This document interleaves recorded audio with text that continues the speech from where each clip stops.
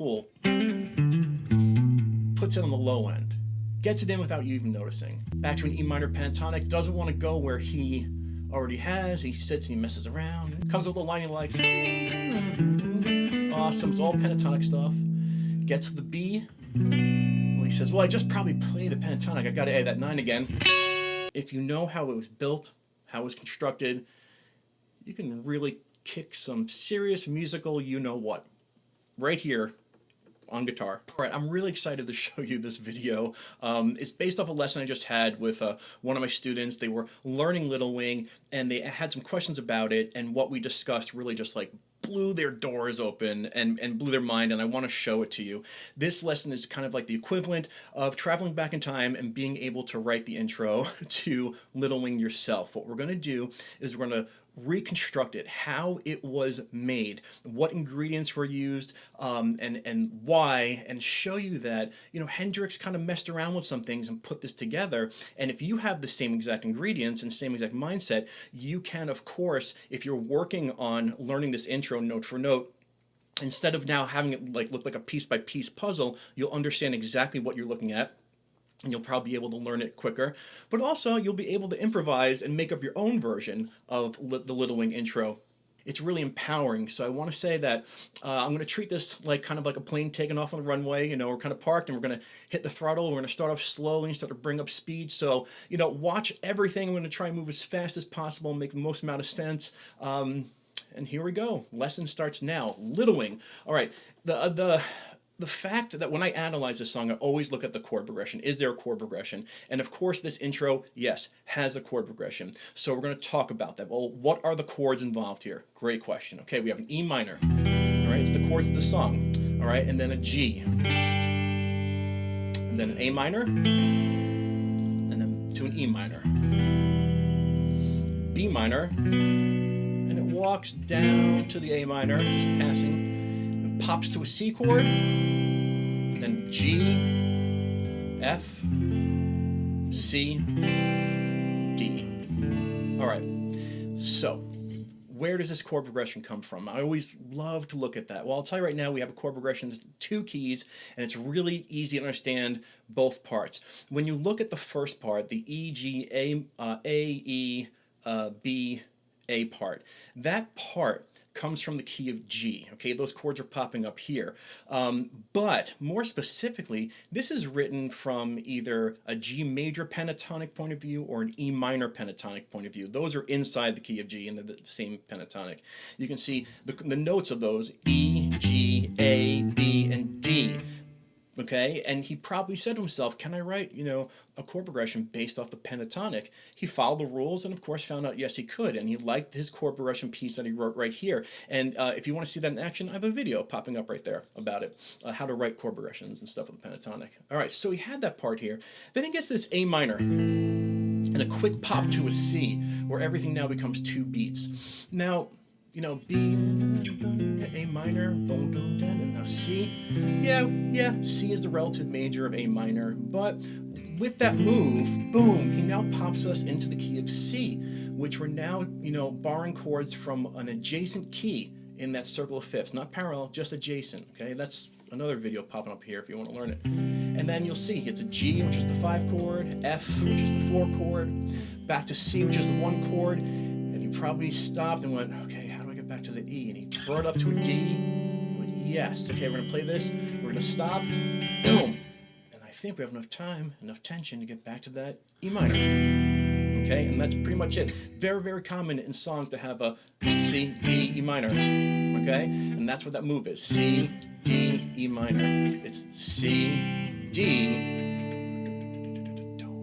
E minor. Okay, so we have this pentatonic chord piece. We have a transition into a new key. Fantastic. And now we have this, and now the plane has started the full throttle. We have clearance to take off, and we needed to study that. Now, do not roll your eyes at the next like 2 or 3 things. It is so important if you are trying to learn the tab, or if you're trying to understand what's happening and how to improvise it, which is you want to now look at that chord progression and realize, well, what's happening with the chord progression? And the answer is in the, my daughter swears it's a glockenspiel. If you look in the intro, or if you listen to the intro, it has that bell, that boom, you know, a bing, All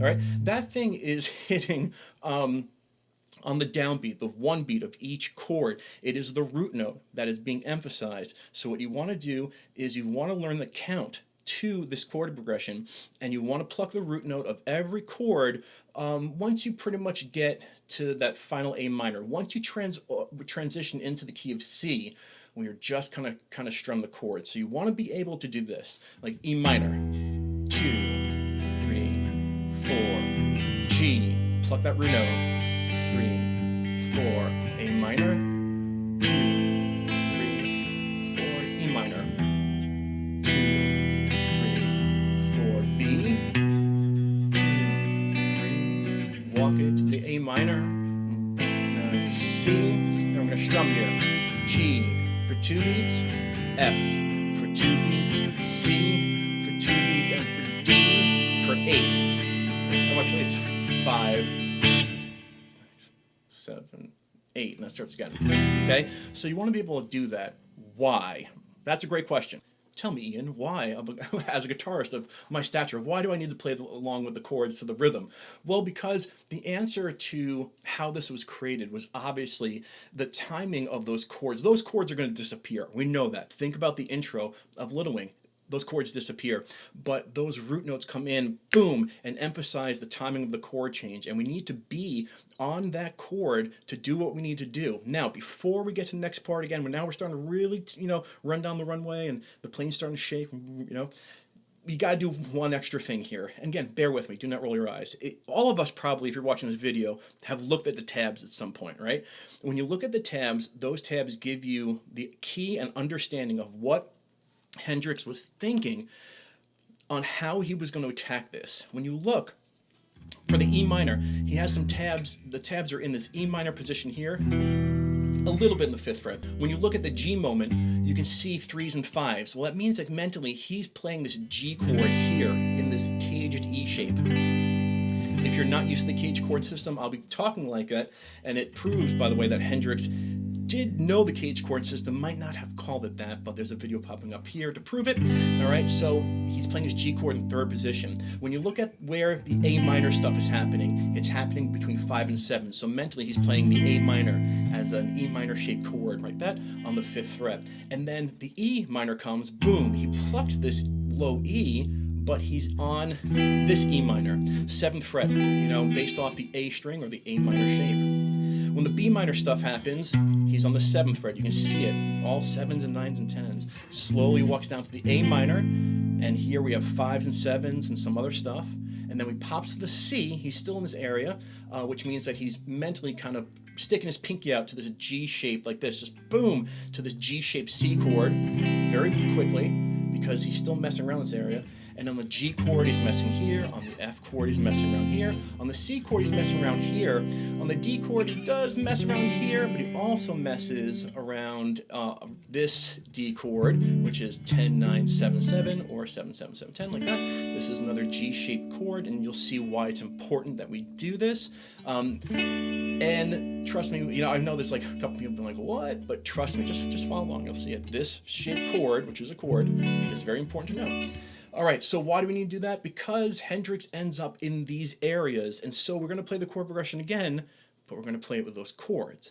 We're going to keep it in time. We're going to pluck that root note. Why? Because everything is built around that pluck and lick, and pluck and lick, all right?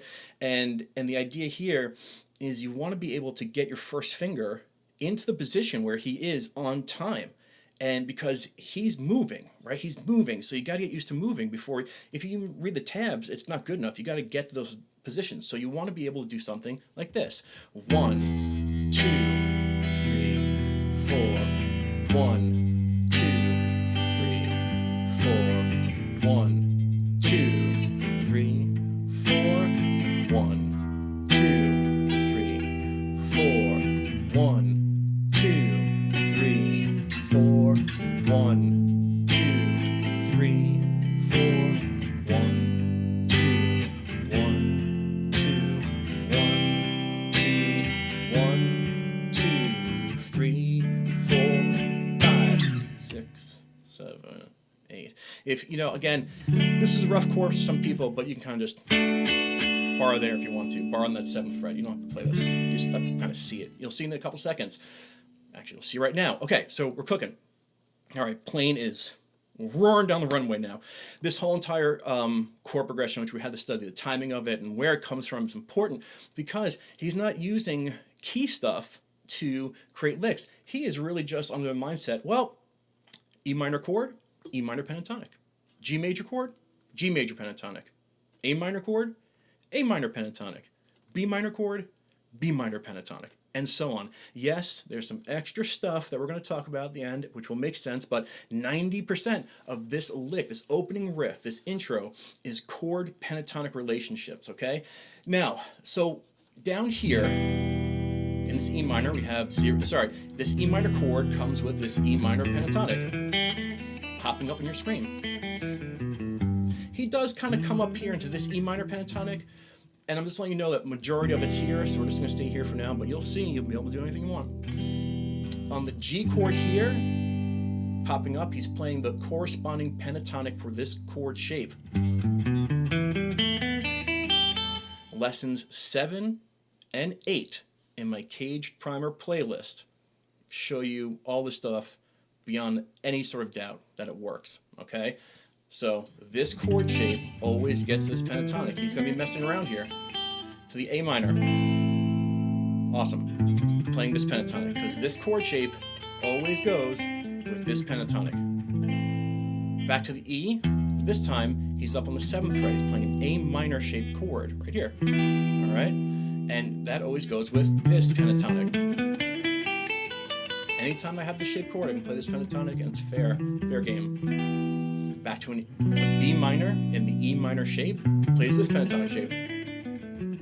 Drags it down to the A minor, plays this pentatonic shape.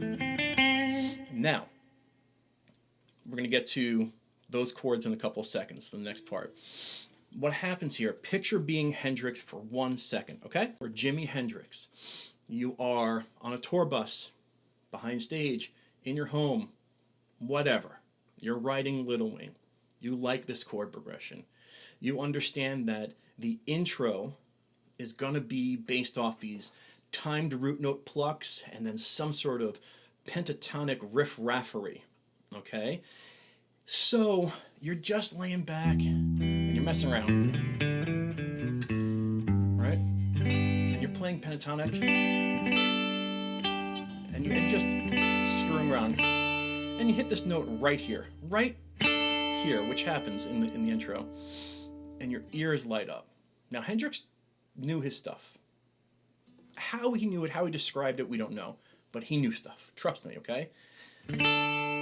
Hits this note, and it probably went, yeah. And so what we want to look at is when you listen to the intro, like,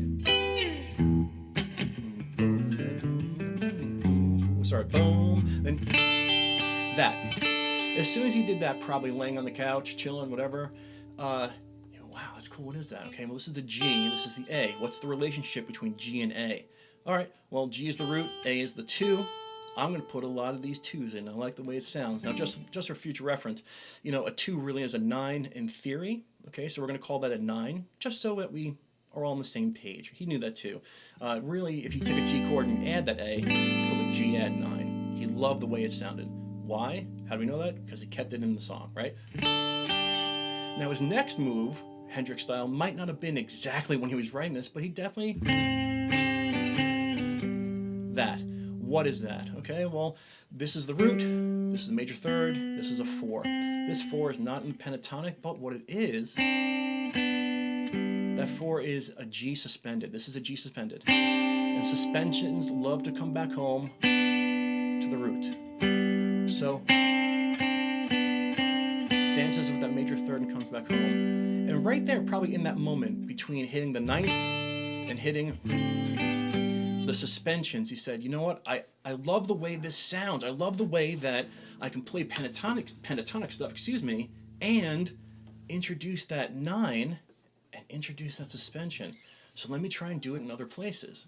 And so he sat and he messed around.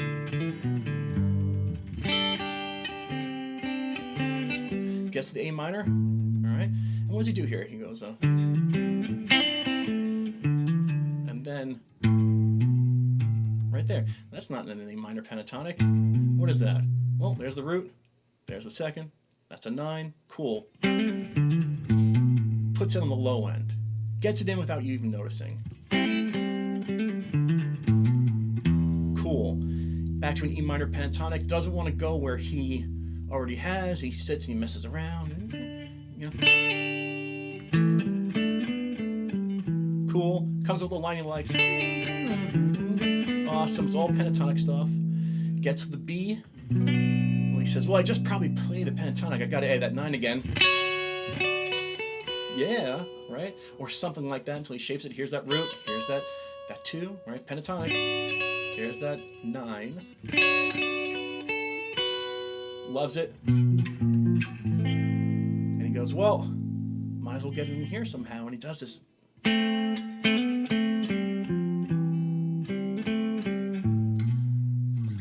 Now, that line, when you look at it, it's like, yeah, of course. There's the root note. Oh, look at that. 2 frets up. Wow, what is that? It's a 9. Now, what is this? 4, 3. There's that suspension. Hits you with a 1-2 punch. Buries the 9. You don't even notice it's a 9. Another 9 there. Loves the 9s. So much so that he plays a G add 9 here. There it is. And here to an F9. He gets 9 crazy. 9, 9, 9, 9, 9. 9s. Little Wing is all about 9s. He says Eureka. He jumps up. He shows everyone. They go, oh, it's amazing. He's like, it's about the number 9. I don't know. That's how I see it happening in history. Point is that it's 90% pentatonics. He's adding 9s in all these different places. High places, low places. All right, middle places, suspensions. Right, and then gets to the G9. And just here's a G, 3, 4, 5. Puts the A on top of it. Slides off with them. Whatever. He might have been on some sort of substance. Who knows? You know, just did that one. Yeah, like it. Right. To the F. Awesome. F9. There's that G on top of the F. F9 to C, messes around. Now the D probably hits it here, and then this is the D major pentatonic. 7, 10, 7, 9, 7, 9, 7, 9, 7, 10, 7, 10. Comes with this chord shape, right? And what does he do? Ends it with the suspension. Yeah. There's the 4. There's the 2 or the 9. Ends with a major third. Now, very, very similar to the Beatles' "Don't Let Me Down," which has that that line, same exact kind of thing. But you can see Hendrix like saying, "Well, here's the last line, baby. Let's throw everything in." Suspension, 2, home.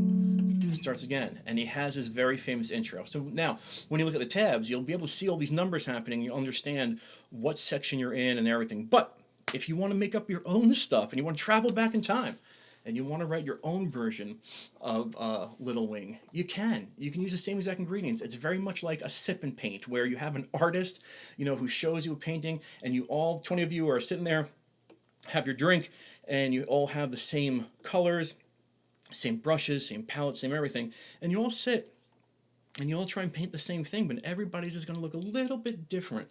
Everything's going to look great. All has the same exact colors. You're following the same rules. Maybe there's that one guy who didn't follow any rules and didn't use any color, but you're not going to sound like that. All right, you are in the right path. You can do your own thing. You can sit and look at that chord and pentatonic relationship and say, okay, great. And by the way, the plane is now like at V2. V2 means takeoff velocity. Takeoff velocity. We are just going like this right now. You now have the ability to make up your own stuff. Now, Hendrix did not make it up on one shot. It's guaranteed. There's no way. I mean, like, may you please come down and let me know if you did it in one shot, okay? Please. But chances are he sat over a period of time, hours, days, whatever, shaped everything until he had it, right?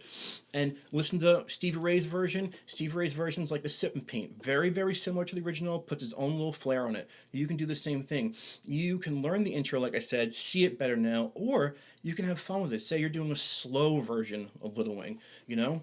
You can sit and say, well, I can do the same thing, right?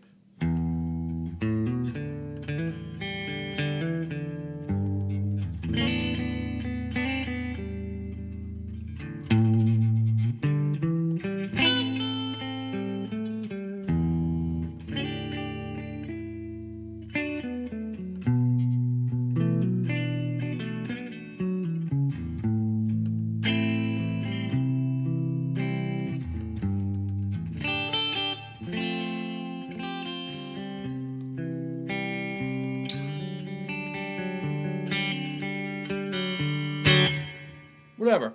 You know, I was just doing the same stuff. You can do it again. Here, like, let's see. Totally different. Here we go.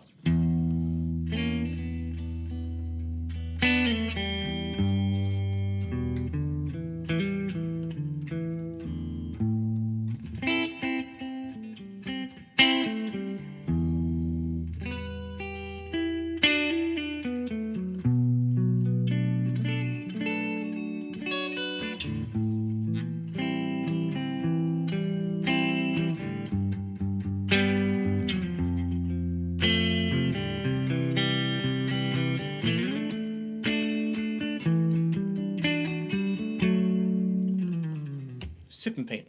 Everything's going to look the same, a little bit different. You now have the ability to do whatever you want and understand it and create your own intro to Little Wing. Now, I was staying away from a lot of stuff there on purpose, but you can put in as much nines and as much suspended as you want. On Patreon, I'm going to show you how to do this in one place in different pentatonic shapes. I wanted to show you that if you know how it was built, how it was constructed, you can really kick some serious musical you-know-what right here on guitar. All right. Thank you so much for being here. Please let me know if this made your day a little bit better, gave you a little bit of information. See you soon. Bye-bye.